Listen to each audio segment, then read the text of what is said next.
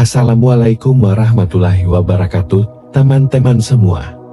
Pada kesempatan kali ini, saya ingin berbagi sebuah kisah inspiratif tentang perjalanan spiritual Om Bude yang tidak menyangka bisa membeli tanah dan mobil meski dalam keadaan ekonomi yang sangat kesulitan.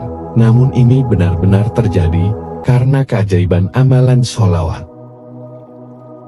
Kisah ini mengajarkan kita tentang kekuatan doa, keikhlasan, dan keyakinan akan kehendak Allah. Pada suatu waktu, Om Budi pergi ke toko buku untuk membeli sebuah buku tentang pengeditan musik. Namun, secara kebetulan, matanya tertuju pada sebuah buku yang menarik perhatiannya. Buku itu berjudul Quantum Ikhlas dan ada bonus software gratis di dalamnya. Om Budi merasa tertarik untuk membeli buku tersebut. Setelah membaca buku Quantum Ikhlas dan mengamalkan isinya, Om Budi mulai merasakan keajaiban dalam hidupnya.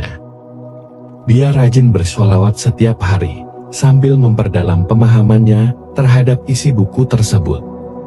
Meskipun pada awalnya tidak begitu paham, Om Budi percaya bahwa dengan keikhlasan dan ketekunan, Allah akan membukakan pintu keberkahan baginya. Dari mengamalkan sholawat setiap hari itulah, yang mengundang keajaiban datangnya rejeki dari arah yang tidak disangka-sangka. Untuk lebih jelasnya, mari kita simak kisah selengkapnya. Untuk video kali ini, saya mau sedikit ngebahas cerita pengalaman saya di tahun 2010 nih teman-teman. Tahun 2010 dimana teman-teman saya punya cerita kehidupan yang sangat dalam segi ekonomi itu sangat ya kurang lah, dibilang kurang itu ibaratnya saat itu saya bersama istri itu sedang prihatin banget itu. Saya belum punya anak saat itu, belum sangat prihatin lah. Jadi mau apa mau itu masih minta bantuan dari orang tua atau temen gitu. Kalau temen jarang sih, banyak dari orang tua dan mertua, ya malu banget lah. Saat ini berpikir jadi orang tua tuh emang susah, tidak mudah gitu teman-teman. Jadi singkat cerita, saat itu memang ekonomi kita lagi benar-benar kurang baik, tidak baik-baik saja. Otak juga pikiran tuh lagi benar-benar bingung lah, gak karuan karena ya faktor ekonomi tadi. Satu hari di saat saya tuh ini ceritanya untuk menghilangkan kejenuhan saya. Jadi teman-teman, saat itu saya jenuh banget. Saya punya komputer, dalamnya itu saya bisa download software namanya untuk mainkan alat musik lah. Cuman softwarenya punya, cara panduannya nggak bisa karena ya nggak ngerti gitu. Google belum terlalu seperti sekarang lah, dan belum ada YouTube dulu. Nah, mau nggak mau saya ngajak istri saya ke Gramedia tuh ceritanya. Saya tanya, Bunda punya uang berapa? Masih ada kurang lebih nggak sampai 200.000. Tidak sampai 200.000. Itu tanggal di bawah tanggal 10 lah. Ya udah deh, bismillah, berangkat ya naik motor kita berdua. Singkat cerita saya beli buku Sonar, ketemu namanya Sonar 7 kalau nggak salah untuk ngedit musik gitu. Begitu pulang mau bayar tuh, ada satu buku di atas itu, di rak buku di atas. Ya kalau di Gramedia itu kan banyak yang bestseller kayak gitu, itu dibedain gitu. Saya ngeliat ada buku yang saya nggak asing sama bukunya, cuman saya belum pernah baca. Di saat saya mau bayar, istri saya udah ke kasir, saya ambil dulu buku itu. Saya baca tuh depannya, si covernya itu di atas kanannya kalau nggak salah tuh ada tulisan pokoknya ada gratis software gitu, gitu. Nama bukunya, judul bukunya itu Quantum Ikhlas karangan RB Sentanu. Karena orang Indonesia itu ya saya Indonesia banget gitu, jadi ngerasa ada gratis software, gratis pakai saya beli. Saya nggak mikir harganya berapa waktu itu, mungkin di bawah 100.000 sih. Udah beli dan nggak ada sisa uangnya, itu hanya untuk beli bensin dan untuk kita beli bakso kalau nggak salah seperti itu. Begitu sampai rumah, Begitu sampai rumah, itu ingat saya hari Minggu begitu sampai rumah, ayah saya ngobrol nih, kan hari-hari sebelumnya itu orang Jakarta, kakak saya itu sama keluarganya ke Bandung. Jadi begitu sampai rumah, ayah saya ngobrol, katanya ya waktu kakak saya di Bandung 2 hari Sabtu Minggu itu, cerita tuh bahwa tanah di sebelah rumah ayah saya itu ada tanah saya, sebelahnya lagi itu tanah kosong gitu. Kalau dibeli sama orang lain sayang. Nah, kakak ipar saya nyaranin untuk udah kita patungan aja deh beli tanah ini. Emang nggak mahal sih, angkanya nggak mahal gitu. Cuman kakak ipar saya bilang udah daripada sama orang lain, lebih baik kita beli cuman patungan bertiga. Jadi kakak ipar saya, ayah saya dan saya. Saat itu juga ayah saya cut langsung. Nggak, jangan adikmu mah masih ada tanggungan, uangnya juga belum ini, jadi udahlah nanti aja gitu. Dengar cerita itu dari ayah saya langsung merenung, saya diam, ya Allah, kalau emang ini tanah harus jadi milik saya, engkau titipkan kepada saya, mohon dipermudah gitu. Saat itu saya bekerja dan saya punya sampingan konveksi, cuman konveksinya tuh nggak begitu rame, belum begitu rame teman-teman. Nah, saat itu setelah itu saya tetap aja dawamkan sholawat sambil saya utak-atik tuh buku tuh. Buku itu saya buka, Quantum Ikhlas, saya buka awalnya, terus banyak testimoni dari artis, dari ya orang-orang penting lah, dari penulis segala kayak gitu-gitu. Setelah itu saya langsung ke daftar isi petunjuk penggunaan. Jadi ada petunjuk penggunaan, ada softwarenya. Saya dengar, saya itu software saya pindahin ke komputer, saya pindahin ke handphone. Saat itu handphone saya kalau nggak salah E63 kalau nggak salah, Nokia. Saya pindahin ke handphone, saya dengerin sambil saya sholawatan, sambil saya ketiduran.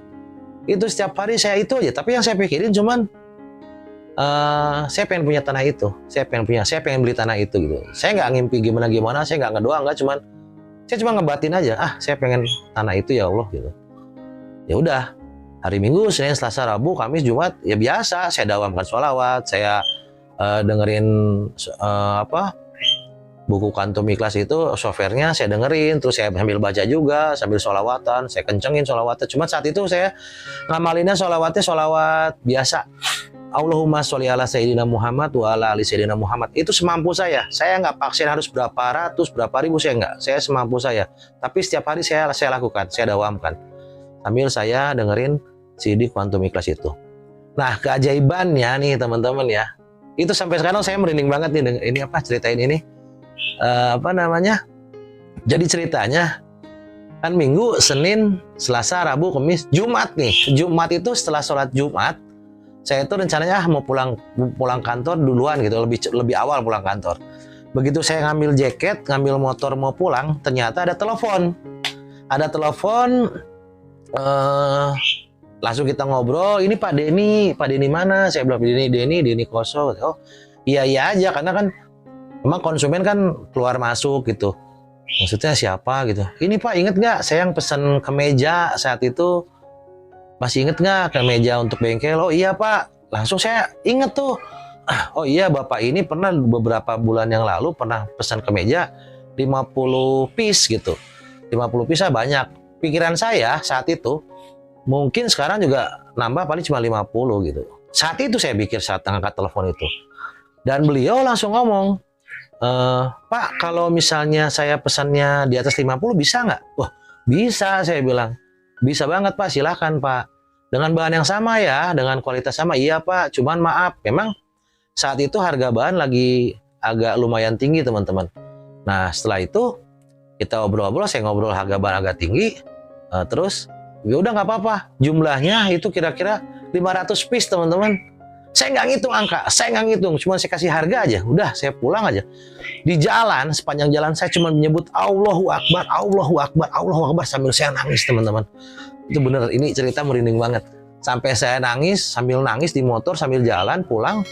Saya belum berani cerita sama keluarga di rumah. Udah selesai. Pokoknya sebelum ditutup Pak Denny bilang besok Sabtu saya transfer DP-nya, karena setiap konveksi itu saya minta 70% DP. Oke, saya bilang. Setelah itu udah saya pulang, saya tetap sholawatan, saya nangis tuh di jalan tuh. Ya keluar air mata gitu teman-teman. Nah, sampai rumah saya biasa aja ngelakuin aktivitas biasa. Hari Sabtunya jam 8 pagi beliau telepon, Pak uangnya udah saya transfer, angkanya 25 juta saat itu. Hah, iya Pak, oke, saya bilang. Baik Pak, segera saya ini tolong kirim ukurannya aja, kalau desain sudah ada. Ya udah. Itu nggak pikir panjang, saya langsung ngobrol sama teman-teman di konveksi untuk beli bahan, untuk ke orang potong, bla bla bla. Saya pikirin produksi. Cuman saya bilang sama anak-anak, kira-kira kalau untuk beli bahan segini cukup nggak? Nanti sisanya kita untuk ongkos jahit, bla bla bla, untuk bayar karyawan. Nanti selesai pembayaran bisa Pak. Teman-teman bilang seperti itu. Ternyata saya hanya butuh 16 juta saat itu teman-teman untuk ngebeli tanah sebelah tanah saya itu sendiri, rumah ayah saya, tanah saya baru tanah kosong itu nggak besar, itu paling cuma berapa tumbak gitu, berapa tumbak tuh berapa meter lah, ibaratnya satu tumbak kan 14 meter, itu nggak besar gitu, dan harganya cuma 16 juta karena di daerah saya masih murah saat itu. Nah, udah hari Sabtu saya langsung bilang sama ayah saya, antar saya, kita bayar tanah itu 16 juta, nanti sisa-sisanya sambil jalan, saya bilang, maksudnya pengurusan surat-surat bla bla bla sambil jalan. Yang penting kita bayar dulu itu tanah. Kita buat perjanjian dulu, kita bayar dulu. Ayah saya sampai bingung. Lah, uang dari mana? Kamu gimana ini usahanya kok gini. Pokoknya banyak pertanyaan. Istri pun seperti itu. Alhamdulillah saya cerita. Ini Allah memudahkan semuanya. Saya ceritain tuh konveksi seperti ini, dapat orderan gini. Udah, alhamdulillah itu kebeli. Produksi selesai, terus kurang lebih itu perjalanan pembuatan kemeja itu 1 bulan, kurang lebih 3 minggu 1 bulan lah. Kemeja selesai, diangkut sama beliau, jadi beliau ke Bandung bawa mobil, di jalan beliau transfer pelunasan, ada dua karung kalau nggak salah itu kemeja itu dibawa, alhamdulillah memuaskan, dan sisanya untuk bayar karyawan, untuk nutupin semuanya, dan saya nggak ambil untung lain, untungnya udah di awal, jadi untung 16 juta itu udah saya beliin tanah duluan gitu. Nah, itu nggak di situ aja teman-teman. Jadi setelah tanah itu kebeli, terus saya berpikir sama istri, yuk kita beli mobil yuk, saya bilang, kan udah ada tanah nih, jadi kalau kita mau beli mobil kita harus punya parkiran gitu, kita beli mobil yuk. Jadi gimana nih caranya biar cepat beli mobil? Ya saya cuma bilang, itu kita baik-baik aja sama Allah, terus kita laksanain perintahnya, terus ikutin aja aturan Allah, banyakin sholawat, terus pasrah aja, ikhlasin aja semua sama Allah. Nanti cepet, karena ini tanah juga kan cuma seminggu. Yang notabene ayah saya, kakak saya nggak percaya bahwa saya ada uang untuk tadinya mau ngajak patungan, malah dibayar cash kontan gitu sama Allah. Itu aja seminggu gitu. Nanti kita percepat lagi gimana? Ya udah nanti kita proses lagi, kita buat lagi caranya gimana. Nanti yang penting kita punya mobil, saya bilang. Sisi saya ya iya aja gitu, iya aja. Dan semua itu pakai cara, dan prosesnya juga dilaluin. Ini benar-benar teman-teman, saya cerita ini merinding banget. Nanti tanahnya saya tunjukin teman-teman ya. Sekarang udah dibangun sama 6 kontrakan, cuman yang satu saya potong, saya sekat jadi untuk rumah saya. Jadi ada cuma 5 kontrakan sekarang, alhamdulillah, buat mudah-mudahan manfaat buat anak istri, buat umat juga, mudah-mudahan manfaat. Terus cerita nggak di situ aja teman-teman. Jadi setelah punya tanah itu, saya pengen punya mobil sama istri. Nah, untuk cerita yang kedua ini nanti di video berikutnya teman-teman ya. Gimana caranya nih, ini lebih ngaco lagi tuh, di luar nalar gitu, lebih ngaco lagi. Kok udah tanah nggak lama terus punya mobil gitu, nggak sampai 1 tahun, nggak sampai 6 bulan saya punya tanah, saya punya mobil gitu.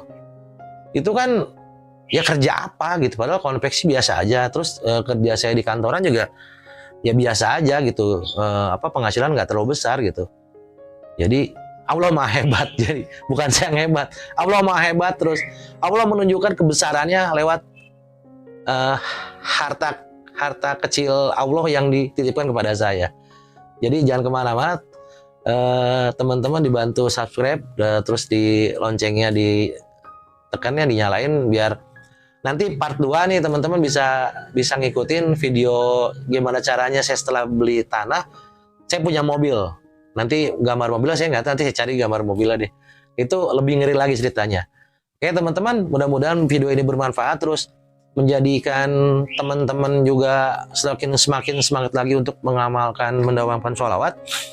Terus di video kedua nanti saya kasih tahu sholawat sama apa sih, biar saya tuh cepet banget Allah ngabulkan eh, keinginan saya untuk beli tanah, terus untuk beli mobil cepet banget teman-teman. Dan ini wah dahsyat banget teman-teman, sampai ya di luar akal pikiran manusia lah.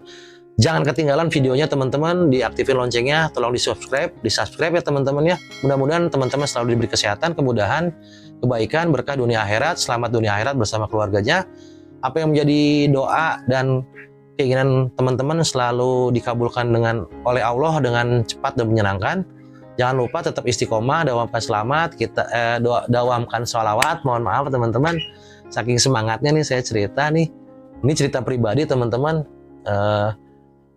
Jadi ya saya alamin lah, saya merinding banget ceritanya. Ya mudah-mudahan teman-teman sukses terus ya teman-teman ya. Terus jadi pengamal pendawam sholawat dan jemput keajaiban itu dengan cepat dan menyenangkan. Wassalamualaikum warahmatullahi wabarakatuh.